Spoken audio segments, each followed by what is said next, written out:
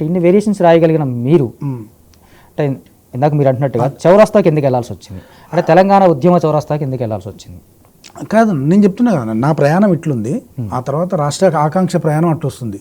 ఒక దగ్గర కలిసినప్పుడు డెఫినెట్గా ఎక్కడ పోయినా కూడా తీవ్రమైన నిరసన ఉంది. అది ఏ కవి ఒప్పుకున్నా ఒప్పుకోకపోయినా అందరికీ ఉంది అది. మీరు తెలంగాణ పాట రాస్తారా రాయరా అని, పెద్ద కవుల కాంతి చిన్నల వరకు.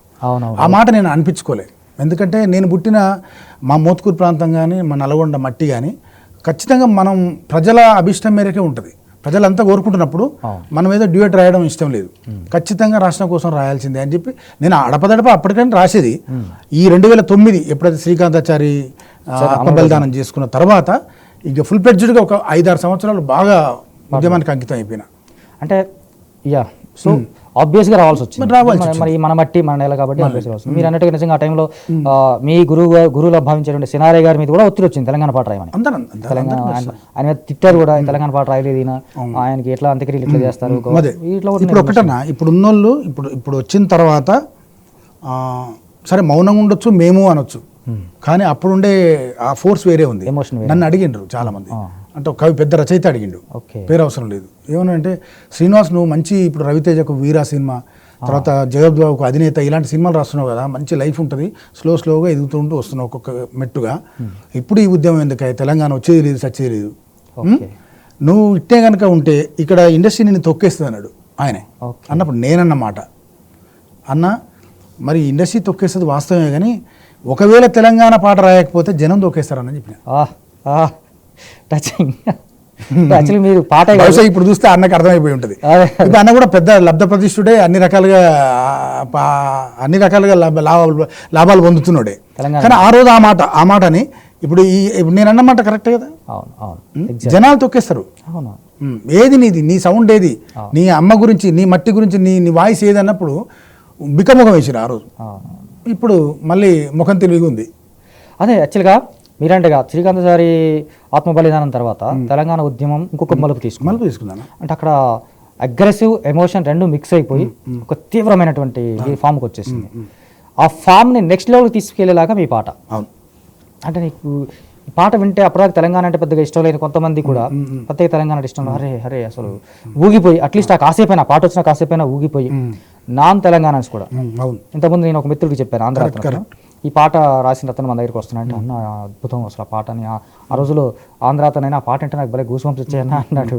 సో అలాంటి ఒక పాట, దానికి ఇన్స్పిరేషను అంటే ఇలా నిజంగా ఆ టైంకు తెలంగాణలోనే మనకు సుహానీలోనే ఒక ఉధృతంగా జరుగుతుంది, బాష్పాయ ప్రయోగాలు కానీ రబ్బర్ బుల్లెట్లు గందరగోళంగా జరుగుతూ ఉన్నటువంటి సందర్భం.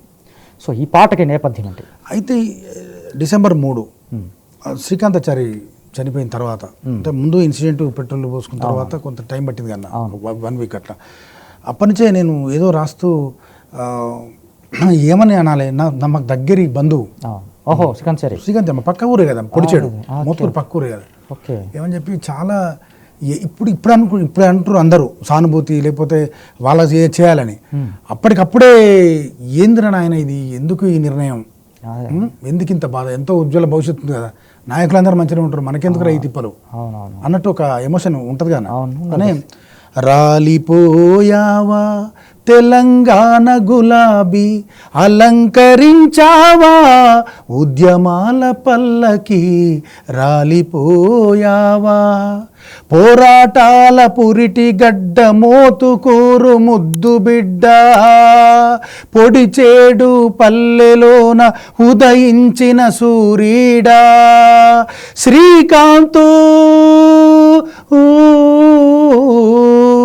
నీ ఆశయాల సాధనే మా వంతు, నీ ఆశయాల సాధనే మా వంతు అని అట్లా స్టార్ట్ చేసిన తర్వాత ఒక ఆల్బమ్ కంచర్ల రామకృష్ణారెడ్డి గారని మా దగ్గర ఇప్పుడు టీఆర్ఎస్ జిల్లా ప్రెసిడెంట్ యాదాద్రి వారి కొడుకు అశోక్ రెడ్డి గారు వాళ్ళందరూ ఇక్కడ ఆల్బమ్ లాగా చేద్దాం శ్రీనివాస్ అంటే, ఈ పాటను మకుటంగా పెట్టుకొని ఈ పాట తర్వాత రెండో పాట మూడో పాట ఉస్మానియా క్యాంపస్లో దాన్ని ఏం చేసినట్టే నేను తమాషాకు జనపదాన్ని తీసుకొని చేద్దాం. ఇప్పుడు ఎన్నో పాటలు ఉన్నాయి కానీ అప్పటికి రాజుగా గజ్జాలు అంటే కొన్ని పాటలు బాగా ఉన్నాయి,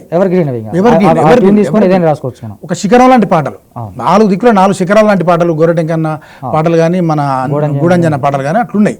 ఉన్నప్పుడు నేనే అనుకున్నట్టు ఇంతకుముందు మీరు అన్నట్టు ఎగ్జాక్ట్గా ఆ విషయమే, పక్కువలను మీరు ఉంటారా పోతారా మీరంతా మీరింత మా తొక్కు మీ పచ్చడి అవన్నీ నాకు అంత అనిపించదు నాకు, అంటే నా మెంటాలిటీ. ఓకే, వాళ్లకు మా ధైర్యం నా శక్తిది, Okay. అంటే నా తోడ నేనే కొట్టి నా మిసం నేనే మేలేస్తే ఎట్లుండాలి పాట. ఓకే, నా జిల్లా గురించి చెప్పాలంటే ఎట్లా, ఓకే, ఇలా నా స్టూడెంట్స్ గురించి చెప్పాలంటే అన్నప్పుడు ప్యూర్గా ఒక వాస్తవికత ధ్వనించే చోటు ఏదైనా ఉందా, ఆ రాజకీయమా లేకపోతే ఇంకా పాటనా పత్రికలా ఇంకేదని చూస్తే ఉస్మానియా యూనివర్సిటీ కనిపించింది. అంతే.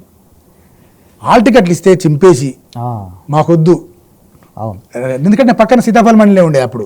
తర్వాత ఎన్సీసీ గేటు బంధు, తార్నాక దగ్గర గేటు బంధు, 24 గంటలు ఒక ఇప్పుడు మనం అనుకున్న పేలుగా ఆట యుద్ధ వాతావరణం ఎట్లుందో సరిహద్దులు ఆ టైపులో ఉంది. అట్టున్నప్పుడు అప్పుడున్నప్పుడు ఏ ఒక్కరు ఉస్మానియా గురించి ప్రస్తావించలేదు. ఎస్, ఉస్మానియాలోనే స్టార్ట్ అయినప్పుడు ఉస్మానియా నుంచే రాయాలి అని చెప్పి స్టార్ట్ చేసినాను. ఓకే, ఒక్కసారి ఉస్మానియా క్యాంపసులో ఉదయించిన కిరణమా వీర తెలంగాణమా, కాకతీయ ప్రాంగణంలో కురిసిన ఓ వర్షమా వీర తెలంగాణమా, వీర తెలంగాణమా 4 కోట్ల ప్రాణమా, వీర తెలంగాణమా 4 కోట్ల ప్రాణమా, ఉస్మానియా క్యాంపసులో ఉదయించిన కిరణమా వీర తెలంగాణమా, నల్లగొండ నడిబొడ్డున నాటిన ఓ ఖడ్గమా వీర తెలంగాణమా, మైబునగరు మట్టిలోన మొలిచిన మందారమా వీర తెలంగాణమా, హైదరాబాదు ఒడిలోన చేసిన బలిదానమా వీర తెలంగాణమా, రంగారెడ్డి ఫ్యాక్టరీలో మోగిన నగారమా వీర తెలంగాణమా. అంటే ప్రతి ఒక్కటికి అర్థం ఉందన్న. హైదరాబాదులో బలిదానం, నల్లగొండలో సాయుధ రైతాంగ పోరాటం ఖడ్గం లాంటిదని, మహబూబ్నగర్లో వలసలో ఒక మొలిచిన మందారం, నిజాంబాదు నుదుటి మీద దిద్దినవో కుంకుమ వీర తెలంగాణమా. అంటే నా తెలంగాణకు రావాలంటే నిజామాబాద్ నుంచి గేట్వే ఆఫ్ తెలంగాణ నిజామాబాద్ అని. ఆదిలాబాదు అడవుల్లో రాజుకున్న రౌద్రమా, ఖమ్మంమెట్టు పల్లెలన్నీ, అట్లా ఈ టైప్లో పోతుంటే ఏ జిల్లాకి ఆ జిల్లా ఇది మా పాటే అనుకొని ఓన్ చేసుకున్నారన్న. నిజానికి ఈ పాట రగిలించినటువంటి ఉద్రేకం, ఉత్సాహం ఉద్యమానికి ఒక ఉత్ప్రేరకలాగా పనిచేసింది. అంటే నీకు అనేక పాటలు ఉన్నాయి మనకు, మీరు అన్నట్టుగా ఎవరి పంథాల వాళ్ళు రాసినప్పుడు మీరు అన్నట్టుగా ఎవరిని హెసిటేట్ చేయకుండా, ఇంకొకరు విమర్శించకుండా, మన పౌరుషాన్ని, మా కెపాసిటీ ఇది, వీ కెన్ డూ ఇట్, మేము సాధిస్తామనే కాన్ఫిడెన్స్ ని ఫుల్ ప్లెడ్జ్డ్ గా నింపినటువంటి పాటలో ఇది ముందు వరుసలో ఉంటుంది. ఇప్పుడు మనకు నిరసన కూడా పలు రకాలుగా, అవును, ఎదుటివాడి మీద దాడి చేసి చేయడం వేరు, ఉత్పత్తిని పెంచి నిరసన పెంచడం వేరు, అన్నం పనిచేసి అమరణ నిరాక్ష ఇదో టైపు. ఇది బాగుంటుందండి. అంటే ఈ పందా మన గతంలో కూడా ఉంది, ఈ పందా ఉంది, పూర్వం ఉందే. మళ్ళీ ఒకసారి అట్లా తీసుకొస్తున్నప్పుడు దాన్ని బాగా జనాలు ఓన్ చేసుకుంటూ మన రాజకీయ నాయకులు పార్టీలన్నీ ఓన్ చేసుకుని చివరికి ఇప్పుడు పోటీ పరీక్షల్లో కూడా ఉస్మానియా క్యాంపస్లో రాసింది ఎవరు అని అడిగే కాడికి వచ్చిందంటే నిజంగా నాకు దక్కిన గౌరవం అది. దానికి నేను మనకి ఈ అవార్డు రావాలా ఆ అవార్డు రావాలా అని అవసరం లేదు. ఇప్పుడు ఎంతమంది విద్యార్థులు జరుగుతుంది ఆ క్వశ్చన్, ఎంతమంది విద్యార్థుల మెదళ్ళలో ఉంటాడు అభినయ్ శ్రీనివాస్. అది మీరు అన్నట్టు ఎక్కువ రీచ్ ఎందుకు కాలేదు అభినయ్ శ్రీనివాస్, కావాల్సినంత అంటే మీడియా కూడా తక్కువ ఉందని. అప్పుడు కరెక్ట్ ఉద్యమం సమయంలో ఈ వాట్సాప్లు, ఇన్స్టాలు, ఫేస్బుక్లు ఇవన్నీ లేవు. అవి వచ్చేసరికి అది ఎండ్ అయింది. ఇప్పుడు వేరే, ఇప్పుడు ఇంకా విచిత్ర కాలం మొదలైంది. కరెక్ట్ ఎప్పుడు ఉండాలన్నా అప్పుడు లేదు అది. అదన్నా